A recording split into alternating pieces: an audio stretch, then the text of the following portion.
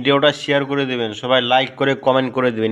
জিনেরা আগে আকাশের উপরে ওঠে, ফেরেশতারা কি বলে চুরি করে শুনে আসতো। হঠাৎ জিনেরা আর উপরে যেতে পারে না, উপরে আগুনের পাথর মারা হয়। ঘটনা কি? সব জিনেরা বৈঠক বসালো। ঘটনা কি? আগে কত তথ্য আগে জেনে যেতাম, জেনে গণকদেরকে বলতাম, গণকরা আমাদেরকে ধন্যবাদ জানাইতো। তো এখন তো আসমানের সিকিউরিটি এত বেড়ে গেল কেন? কারণ কি? ওই যে শেষ নবী আসার কথা যে মনে হয় চলে আসছে, দেখো তো কোথায় আসছে উনি। খুঁজতে খুঁজতে খুঁজতে একদল ওই দিন ফজরের সময় আল্লাহর হাবিব সাল্লাল্লাহু আলাইহি ওয়াসাল্লাম রক্তাক্ত হয়ে ফজরের সালাত যখন পড়তেছেন, ওই কোরআন তেলাওয়াত শুনে তারা এলাকায় যেয়ে বলল যে ইন্না সামি'না কুরআনান আজাব, এক আজীব কোরআন শুনে আসছি, ইয়াহদি ইলা রুশদি, এই কোরআন মানুষকে হেদায়েতের পথে নিয়ে যায়। ফা আমান্না বি, আমরা ঈমান এনে ফেললাম। সুবহানাল্লাহ পড়েন। সব শেষে আল্লাহর হাবিব সাল্লাল্লাহু আলাইহি ওয়াসাল্লাম ওয়াসআলহু মা ইউবকিক, জিবরাইল যাও জিজ্ঞেস করো তো আমার বন্ধু এত কাঁদে কেন, কি চায়? তো আল্লাহর হাবিব সাল্লাল্লাহু আলাইহি ওয়াসাল্লাম বলবেন, আল্লাহ আমার উম্মতকে বাঁচান। আল্লাহ তাআলা এবার জিবরাইল মারফত বলবেন যে ইযহাব ইলা মুহাম্মদ সাল্লাল্লাহু আলাইহি ওয়াসাল্লাম, যাও মুহাম্মদের কাছে যাও, ওয়া কুল লাহু, তাকে বলো দুনিয়াতে যেমনি কখনো কষ্ট পেতে দেই নাই, বারবার তাকে হ্যাপি করেছি, খুশি করেছি, আজকের এই কঠিন দিনেও আমার হাবিবকে আমি কষ্ট দিব না, তার উম্মতের ব্যাপারেও তাকে আমি খুশি করে দেব। সাবস্ক্রাইব করে দিবেন,